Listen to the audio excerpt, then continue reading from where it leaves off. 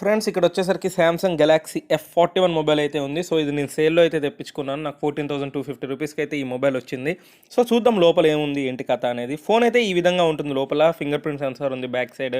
కాకపోతే ఏంటంటే వీళ్ళు సాఫ్ట్ కేస్ అయితే బాక్స్లో ప్రొవైడ్ చేయలేదు. ఆండ్రాయిడ్ 10 మీద రన్ అవుతుంది. అలానే 1 UI 2.0 మీద అయితే ఈ ఫోన్ రన్ అవుతుంది. చాలా స్మూత్ ఉంటుంది. బ్లోట్వేర్ కూడా పెద్దగా ఏమీ లేదు. అండ్ ఈ ఫోన్ మెయిన్ అట్రాక్షన్ వచ్చేసరికి డిస్ప్లే సూపర్ AMOLED డిస్ప్లే అయితే వీళ్ళు ప్రొవైడ్ చేశారు. అది కూడా 6.4 ఇంచ్ FHD+ రెజల్యూషన్. సో ఇది ఒక మంచి ఆప్షన్ అని చెప్పొచ్చు. అలానే Exynos 9611 ప్రాసెసర్ అయితే వీళ్ళు యూస్ చేశారు. ఈ మొబైల్కి వైడ్ వైన్ L1 సపోర్ట్ కూడా ఉంది. సో మీరు హెచ్డీలో అయితే అమెజాన్ ప్రైమ్ ఇలాంటి అయితే చూడొచ్చు. And super slow motion hyper lapse ఇలాంటి మోడ్స్ అయితే ఉన్నాయి కెమెరాలో. అండ్ అలానే మీకు ఆల్వేస్ ఆన్ డిస్ప్లే కూడా ఉంది. సో అదొక మంచి విషయం అనే చెప్పొచ్చు. అండ్ సామ్సంగ్ మొబైల్స్ అన్నిటికీ ఉంటుంది అనుకోండి. అండ్ మీకు డాల్బీ అట్మాస్ కూడా సపోర్ట్ అయితే ఉంది. ఇంకా ఈ ఫోన్ వచ్చేసరికి మీకు ట్రిపుల్ స్లాట్ అయితే వస్తుంది. మీకు 2 నానో సిమ్స్ అండ్ ఒక మైక్రో SD కార్డ్ అయితే మీరు పెట్టుకోవచ్చు. సో 512 GB వరకు అయితే మీరు ఎక్స్పాండబుల్ చేసుకోవచ్చు. అండ్ 15 వాట్స్ ఛార్జర్ అయితే వాళ్ళు బాక్స్లో ప్రొవైడ్ చేస్తారు. కానీ 25 వాట్స్ వరకు అయితే సపోర్ట్ చేస్తుంది. అండ్ Type-C పోర్ట్తో వస్తుంది. 6000 mAh మ్యాసివ్ బ్యాటరీతో అయితే వస్తుంది ఈ ఫోన్. ఇది బయట అయితే అవుట్డోర్ కండిషన్లో అయితే చాలా బాగుంది గ్లాస్ ఫినిష్తో, కానీ ప్లాస్టిక్ బాడీ అండ్ డిస్ప్లే అయితే అల్టిమేట్ అని చెప్పొచ్చు. మీకు బయట కూడా చాలా బ్రైట్గా అయితే కనిపిస్తుంది. డిస్ప్లేనే మెయిన్. ఒకసారి మన ఆడియో డిపార్ట్మెంట్కి అయితే వెళ్దాం.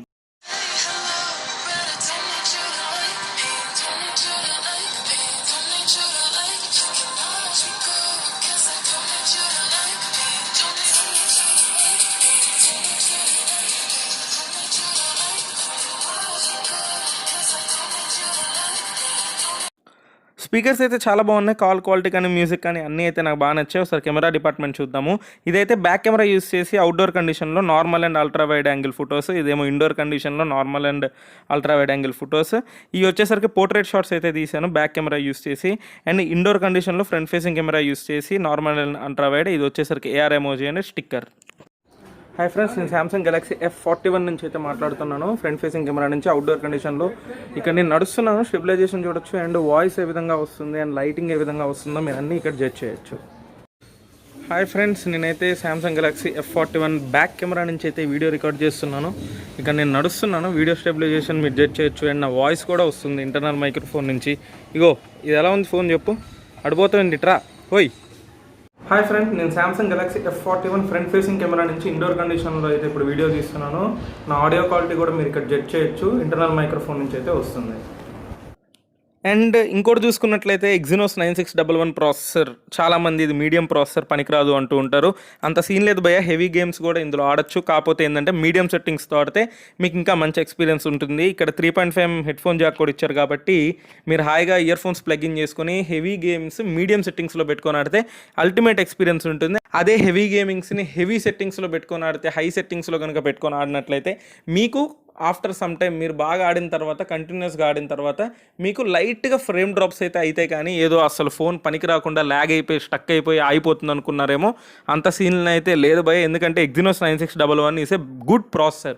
డీసెంట్ మొబైల్ యూజర్స్ ఎవరైతే ఉంటారో, నార్మల్ యూజర్స్ ఎవరైతే ఉంటారో, మీడియం యూజర్స్, వీళ్ళందరికీ 1.5-2 days అయితే ఈ బ్యాటరీ వస్తుంది. 6000 mAh బ్యాటరీ. ఇది ఒక మంచి బ్యాటరీ మీకు. కానీ ఎవరైతే హెవీ యూజర్స్ ఉంటారో వాళ్ళకైతే 1 day అయితే గ్యారంటీ. ఎటుపోను 1 day అయితే మీకు బ్యాటరీ లైఫ్ గ్యారంటీ ఈ మొబైల్లో. కెమెరా కూడా అన్నీ బాగానే ఉన్నాయి. కానీ వీళ్ళు ఏం చేశారంటే బ్యాక్ సైడ్ వచ్చేసరికి మ్యాక్రో లెన్స్ అయితే తేలేదు. ఆ ఒక్కటి కనుక పెట్టుంటే ఇంకా బాగుండేది. ఎందుకంటే చాలా మొబైల్స్లో మ్యాక్రో కెమెరా అయితే తెస్తున్నారు కానీ వీళ్ళు తేలేదు కాబట్టి అదొక్కటే నా డ్రాబ్యాక్ అనిపించింది.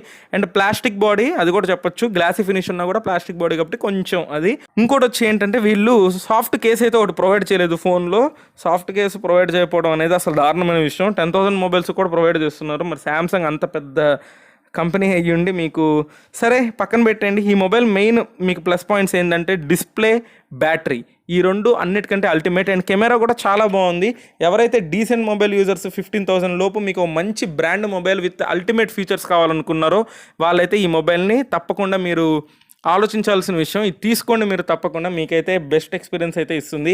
కానీ నా గేమింగే కావాలి, మిగతా ఏ లేకపోయినా పర్లేదు అనుకుంటే మీకు చాలా ఆప్షన్స్ ఉన్నాయి. అఫ్కోర్స్ పోకో X3 ఉంది, పోకో M2 Pro ఉంది, Realme 7 ఉంది, ఇట్లున్నాయి. కానీ మీకు best display, best battery, decent usage కావాలంటే Samsung Galaxy F41 is your correct choice. మీరు వచ్చేసరికి 15,000 రూపీస్కి నాకు ఒక మంచి బ్రాండెడ్ మొబైల్ కావాలి అనుకుంటే, ఫ్యూచర్స్ మంచిగా ఉండాలనుకుంటే ఈ మొబైల్ని మీరు కంపల్సరీ తీసుకోవచ్చు. మంచి చాయిస్ అవుతుంది. సేల్ అయిపోయినా కూడా మీరు బ్యాంక్ కార్డ్స్తో తీసుకుంటే 1000 రూపీస్ అయితే తగ్గుతుంది. Thanks for watching this video. Bye.